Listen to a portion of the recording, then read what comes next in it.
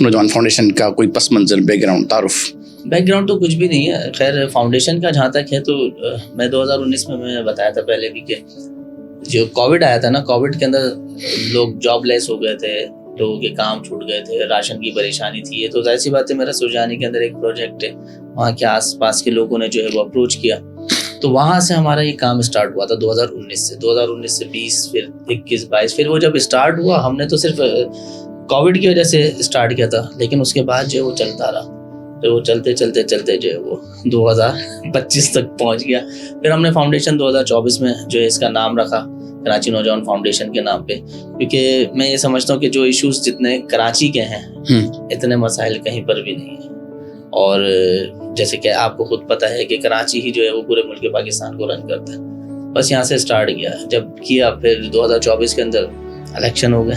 Election کے اندر میں نے پارٹیسپیٹ کیا، 2 PS سے کینڈیڈیٹ کیا ایسے.